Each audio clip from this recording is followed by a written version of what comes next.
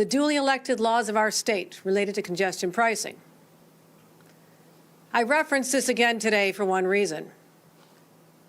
We fought a war 250 years ago to depose a king who tried to impose his will on a young country. We don't have a king today because it conflicts with the very genius of a democracy, where the voices and the votes of the people, not a king, not a queen, and not a governor, should prevail. Voters determine who they want or who they do not want to represent them in elective office. As I said last week, I was deeply troubled by the accusations leveled at Mayor Eric Adams, not just the initial indictment, but also the more recent allegation of a quid pro quo with the Trump administration. For days, I've been deeply involved in discussions with my closest advisors, city leaders, electeds, clergy, business, labor, civic leaders, all people whose opinions that matter to me because they care about our city.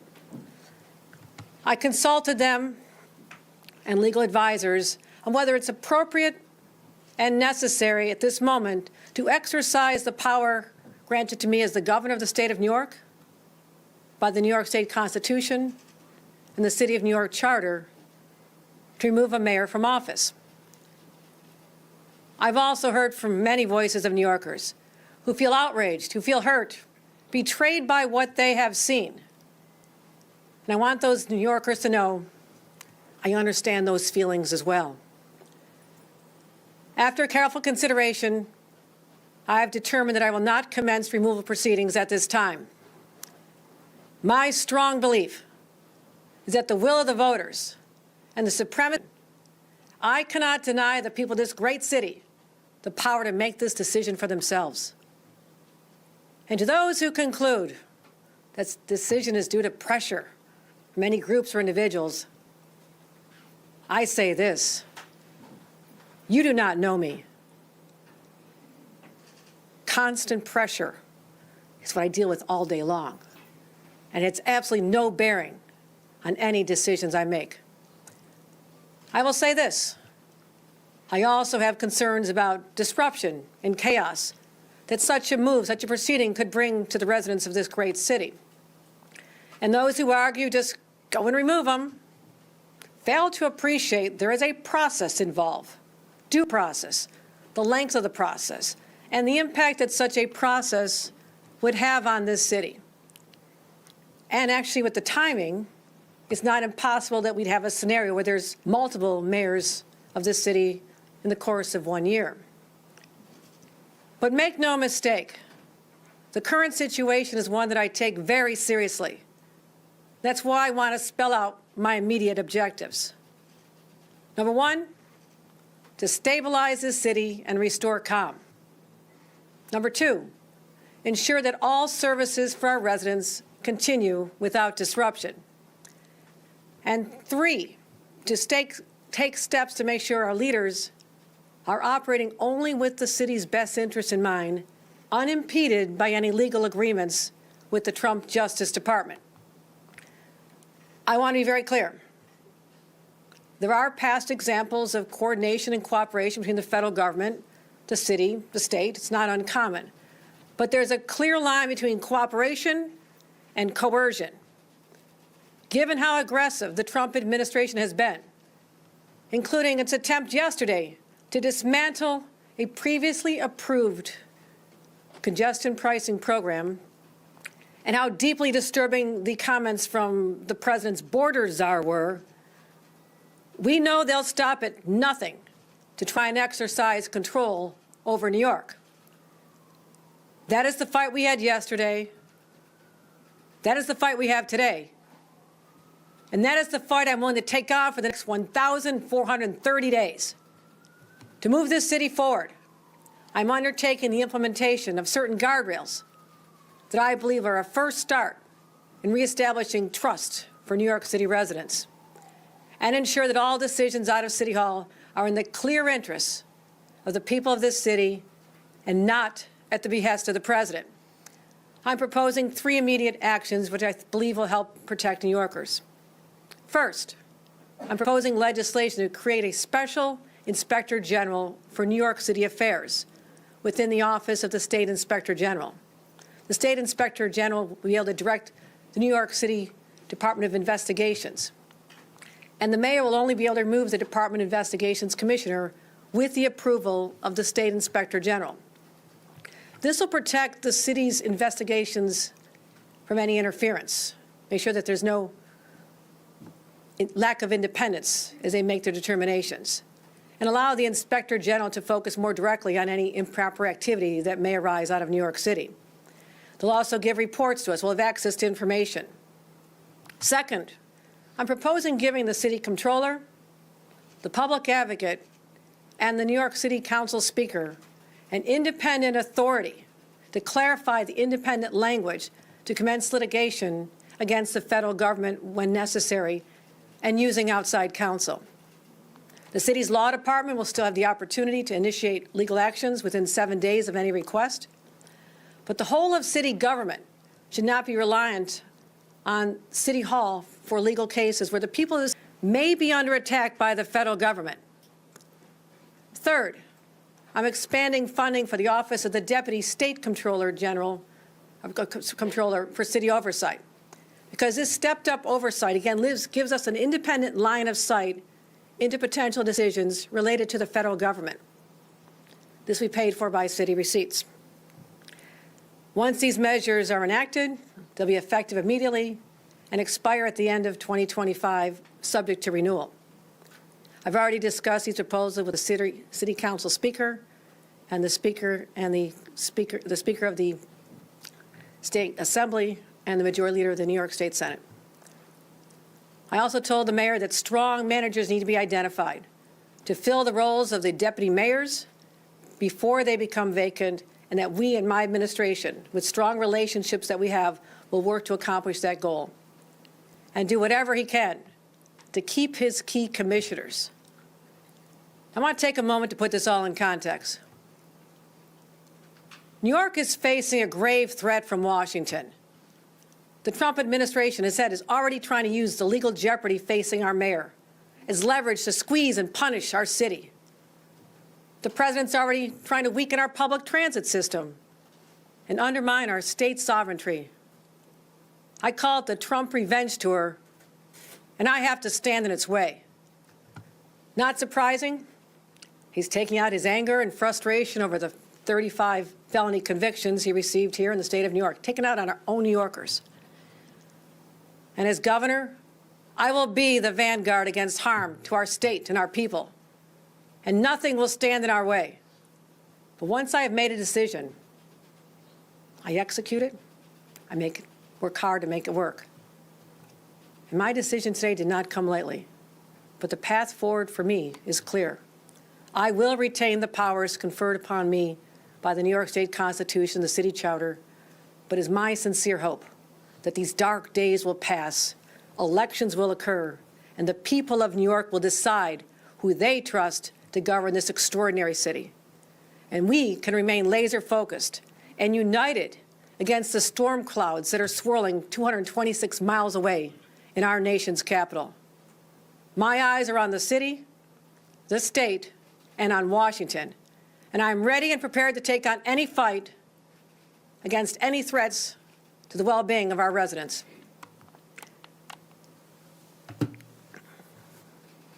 Any questions? Governor, hold on. We're going to do this in an orderly way. Let's start right here in front. You talked about the will of the people. The will of the people gave you the power to remove Adams. It seems like a little bit of an awkward workaround to use the power that the people have already given you. So you're saying it's better to ignore the provisions in our Constitution that call for free and fair elections? Can you just walk that out to my listeners? No, we have elections in our country and in our state. It's what separates us out from places where they do actually have kings and dictators. This is something I take very seriously. And it is up to the voters of this great city to determine who they want to continue as their leader or a new leader. It is up to them. That is a sacred right that they have, and I will not deny them that. Ben? It sounded like you've spoken to the mayor. Are you confident he'll choose experienced professionals as opposed to sort of combative loyalists like Kaz Daughtry, who we've reported is up for the deputy mayor of public safety? And if you could at all characterize your conversations with him, what did he say? How did he feel about these proposed changes? You can ask him how he feels about these proposed changes, but I explained that this is an opportunity to install safeguards that we need to have in place to give people confidence that there's only one factor in every decision, and that's what's best for the people of the city. And he has to earn that, and there's an opportunity to do that. I also have a strong team here. They have incredibly tight relationships with the mayor's team, and that constant communication is part of why was a stabilization of the situation last fall, and why that's what we're shooting for right now. So we was offered to work with us if we have recommendations on people, et cetera, but I want to make sure that the commissioners stay as well. Have you recommended Bernadette? people? It's early. Bernadette? Governor, so do you think that the mayor should resign on his own? And if not, do you think he has lost the ability to govern? It is up to an individual to decide if they want to leave from office at any time. You don't think he should? No, you did not phrase my answer correctly.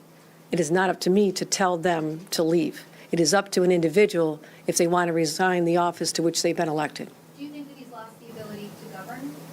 I am working to put in safeguards to restore the trust that is necessary to get this city back focused out of all this controversy and get people in New York City what they want. They just want normalcy again, and that's what I'm fighting to restore.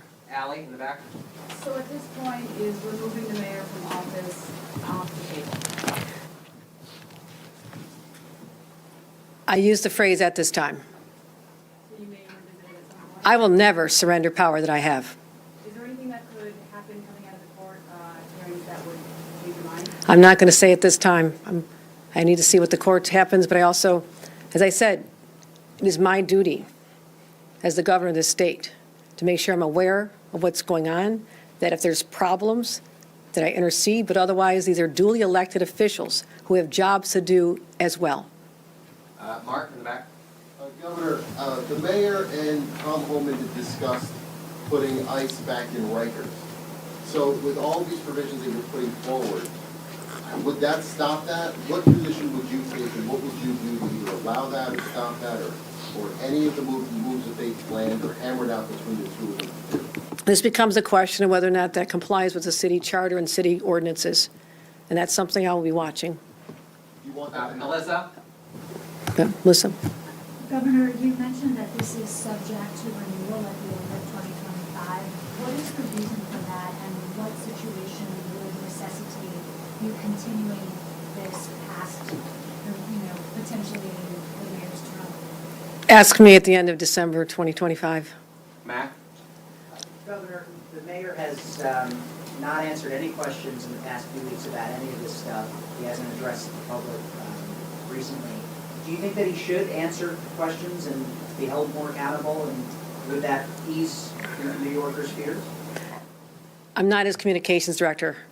If he wants to do more interviews, get out there with the people, I encourage him to just do the job. Does he owe New Yorkers? It seems to me he gets asked a lot of questions by all of you. I will say this. It is most important, and I discussed, let's focus on public safety. What we're doing in the subways is extraordinary. Crime is down. Our plans to have more police is working overnight. Let's close more illegal cannabis shops. Let's get the city of Yesh jump-started. Let's start making progress here, build more housing. We have so much to do in this city. I want to just move here, but I'm not taking my eyes off the situation. I want you to know that. My eyes are still on the situation. Yeah, in the back? Is this new procedure, Governor, have to be reviewed by the legislation? That's a good question. It would have to be a home rule decision that the city council would propose, and then that has to be approved by the state legislature. Yes, and I've had conversations with the two leaders already. How long is it going to take to do this? I don't set their timetable, but I said it'd be effective immediately once it's passed. So that's up to the city council to take the first step. Then it'll go up to the legislature, which will be in session again shortly. Vaughn? I just want to be clear that these proposals would only be in place for 2025. And in addition to that, how much has the potential entry of former Governor Cuomo into the mayoral race weighed on how you proceed in this issue? 0. And this would only apply in 2025? Subject to renewal. Morgan. Hi, Governor. If former Governor Andrew Cuomo if he somehow wins the election, is this something you would think about continuing? I will look at the facts at the end of the year and determine what's best for the city. These are put in place as an extraordinary measure at this time. I understand that. Not since the 1970s with Mayor Abe Beame and Governor Hugh Carey, when there was a crisis that required that level of intervention. We are taking a number of steps that give us line of sight into budgetary matters, investigative matters, and legal matters to ensure that there's no area where any decisions can be compromised. That's what is necessary to give people the confidence to know that the right decisions are being made. And the mayor has to take the time to rebuild the trust with the people of this city. Those should go toward establishing people's understanding that there is other entities, the state of New York, is keeping an eye on the situation. Chris? Thank you. Governor, since all of this is contingent on legislation, have you lined up sponsors yet in both the state legislature and the council? And on the council side, I've already spoken to multiple council members who are expressing discontent about you kind of punting to them. If you genuinely believe that there is concern about the mayor's ability to lead, why punt to another body? Is there nothing you can do by executive power to restrict what's going on? You know, it's not surprising there's difference of opinion in the city council. There'll be difference of opinion up in the state legislature. It is the normal course of business. I have spoken to leadership of both the city council, the speaker, also spoken to Majority Leader Andre Stewart-Cousins and Speaker Kyle Hasty. It is a new concept to them. This is an extraordinary measure. I acknowledge that. I don't expect me to propose it today and it becomes law tomorrow. It takes some time for people to understand what's behind it and to have questions, and that's what a democracy is all about. So I am not ramming this down anyone's throat. I'm saying I believe this is a place we can go to reassure New Yorkers that the fears that I've heard from many of them will be unfounded because we have some systems in place. That's what I'm trying to do, just try to stabilize the situation and calm it down. There's no specific sponsors lined up. Well, since I'm just talking about it today, I've not taken the steps to line them up at this time, but What's plan B if they say no? Bernadette, I'll cross that when I get to it. I'm trying to deal with what is a crisis situation. Got a few other things going on across the state as well. I'm just going to focus on this, and I need to be able to move on knowing that there's systems in place. But I will work hard to help them understand that this is not a power grab. I don't need to do this. I'm busy enough as governor, but I'm also not going to turn a blind eye to a situation that has put our city and our state in the national spotlight in a way that has been very negative. And I just want us to get back to a place where people feel confident again, stop being talked about all over the national news channels. We have to get this situation under control. Rebecca? The council obviously is one issue. What is your sense of whether this will pass in the legislature? There's still two other bodies that need to take into account. And how long do you think this is going to take? We have a mayoral primary in June, and we've got the budget coming up as well. So what kind of timeline are we looking at? Now, I'd like to start the proceedings immediately and then start talking to the legislature about this. I'm not waiting till after any elections. There's a crisis of confidence now. These are steps to try and move past that, to put safeguards in place.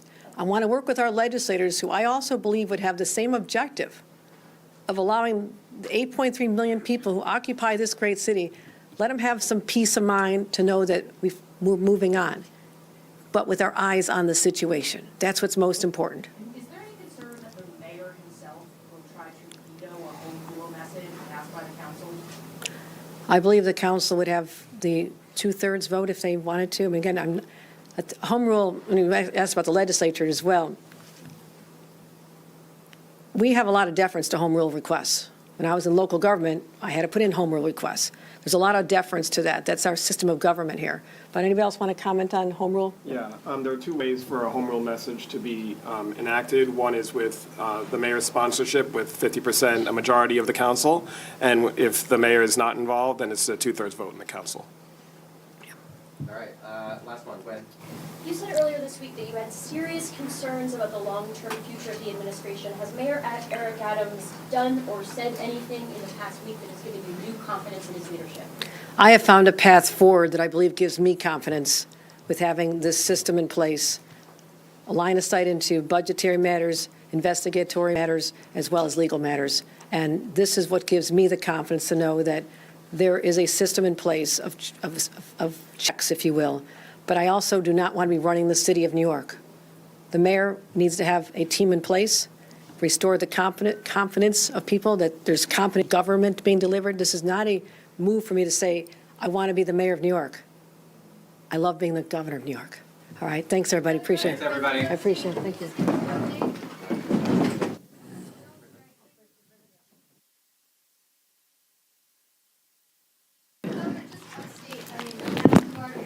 Yep. In some cases, some of these upstate prisons, you don't have guards, it's chaos in this drive. No, we are. What's your message? What are you going to do about it? No, we are taking very strong steps to shut down what is basically a wildcat strike. The union itself does not condone this. We've been working closely with union leadership.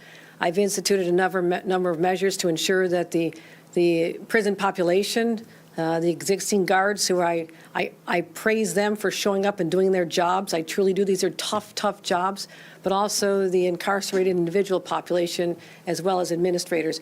My job is to protect them, so we've brought in the National Guard to make sure that we're not short-staffed. We also have more being deployed if necessary. Started mediation as well to talk about their concerns and how we can deal with the fact that there is a severe shortage of people who want to be corrections officers in our state. That is a statement of fact, and that has become very challenging for us. How long will visitation be suspended? We want to, as soon as we get this under control, it'll be restored, but I'll let the Commissioner Bray? So once we believe that the situation is under control, we are already in conversations with several different facilities and their local representatives about returning to work. We are hoping to see that continue through this afternoon and this evening. But we do have National Guard in place, but until we have our full contingent of correction officers, visitation will be suspended until we are sure that it is safe for both the visitors, the incarcerated individuals, and the correction officers. Thanks, everybody. I also want to say, it was sickening to hear the descriptions of the charges being brought against corrections officers at the Marcy Correctional Institution for an assault and murder that occurred in the first week of December. I went to the site. I was in the room where the murders and attacks occurred. It was shocking to know that this had gone on. And if it wasn't for some body cameras, who knows if we would have known about it. I've, at the time, began suspension and termination proceedings against these individuals. I also called for a complete culture study to find out what's going on. We're bringing in outside experts from other states. We also made sure that there's body cameras that cannot be turned off. But I want to thank the special prosecutor, deputized by the Attorney General, the Onondaga District Attorney, for the thoughtful approach he took to this. It was lengthy. I know there was a lot of impatience, especially from me, to make sure that justice was served for the family of Mr. Brooks. But today will hopefully be a chapter restoring the faith of people, that when people cross the line, when people engage in such horrific acts, that there are severe consequences. Thank you.